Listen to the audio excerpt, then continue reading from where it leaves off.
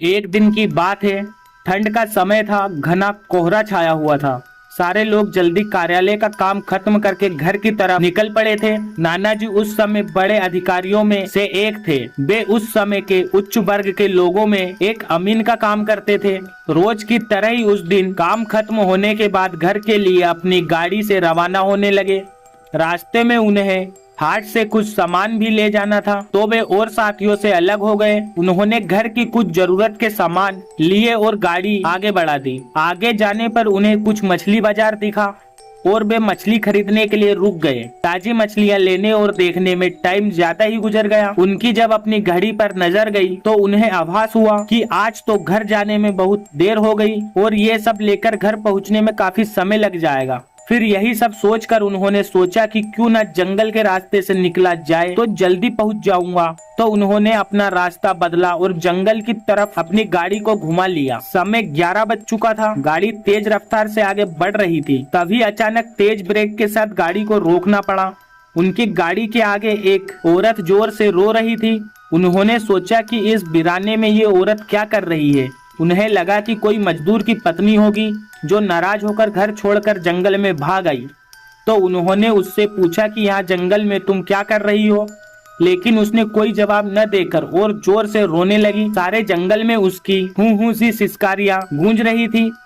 फिर नाना जी ने पूछा तुम्हारा घर कहाँ है, लेकिन वो कुछ न बोली। तब नाना जी ने कहा कि आज चलो मेरे घर में रहना, सुबह अपने घर चली जाना। ये जंगल बहुत सारे जंगली जानवरों से भरा है, रात भर यहाँ मत रुको। चलो आज मेरे घर में सबके लिए खाना बना देना और कल सुबह अपने घर चली जाना। उसने ये सुना तो झट से तैयार हो गई और गाड़ी के पीछे की सीट में बैठ गई।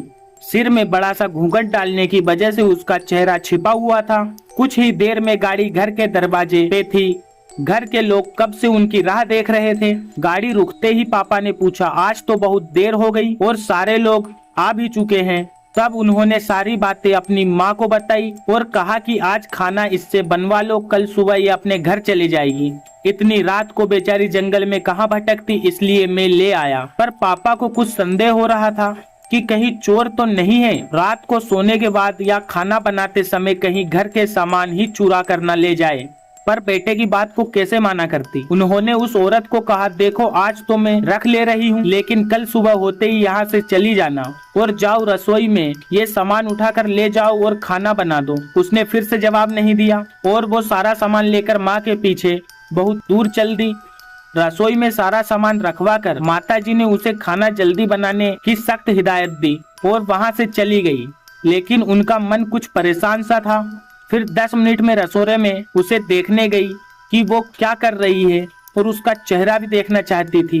लेकिन वहां पहुंची तो देखा कि वो मछलियों का थैला निकाल रही थी। उन्होंने बहुत जोर से गुस्से में कहा यहाँ सब खाने का इंतजार कर रहे हैं और तुम अभी तक मछलियाँ ही निकाल रही हो, कल सुबह तक बनाओगी क्या।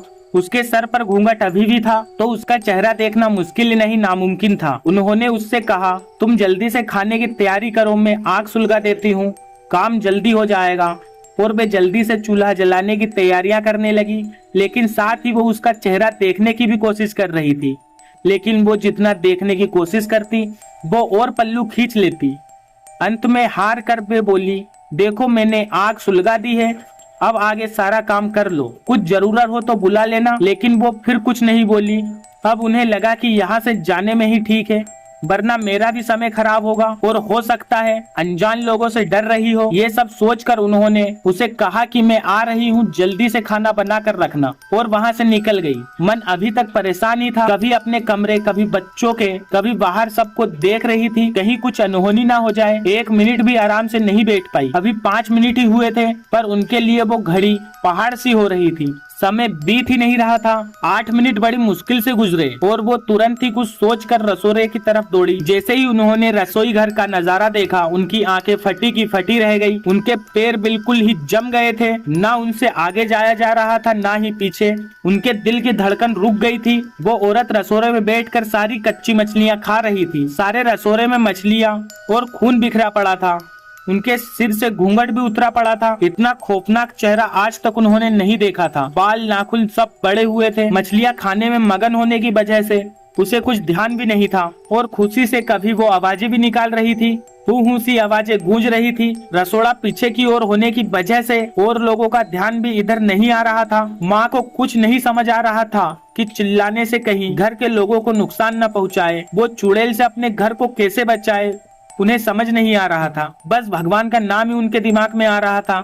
अचानक वे आगे बढ़ने लगी उसकी तरफ और छट से एक थाल लिया और चूल्हे की तरफ दौड़ी। उस चुड़ैल की नजर भी पापा पर पड़ चुकी थी, सो वो भी कुछ सोच कर उठी अपनी जगह से। माँ कुछ भी देर नहीं करना चाहती थी। उन्हें पता था कि आज अगर जरा सी भी लापरवाही हुई तो अनहोनी हो जाएगी। उस चुड़ैल ने कुछ करने से पहले ही उन्हें चूल्हे तक पहुँचना था और चूल्हे के पास पहुँचकर उन्होंने जलता हुआ कोयला थाल में भर लिया और चुड़ैल की तरफ लेकर जोर से फेंका। आग की जलने की वजह से वो अजीब सी डरावनी आवाजें निकालने लगी। अब तो उसकी आवाजें बाहर भी जा रही थी। सारे लोग बाहर से रसोड़े में आ गए। वो चुड़ैल जोर से हूँ जोर की आवाज निकाल रही थी और पूरे रसोड़े में दौड़ रही थी और माताजी को पकड़ना भी चाह रही थी, लेकिन अब सारे लोग रसोड़े में आ चुके थे। काफी लोगों की भीड़ देखकर वो भी डर गई थी। लोगों की भीड़ को वो धकेलती हुई बाहर जंगल की तरफ भाग गई और सारे लोग ये मंजर देखकर डरे सहमे से खड़े थे और मन ही मन माताजी की हिम्मत की दाद दे रहे थे। तो ऐसा छूटा चुड़ैल से पीछा।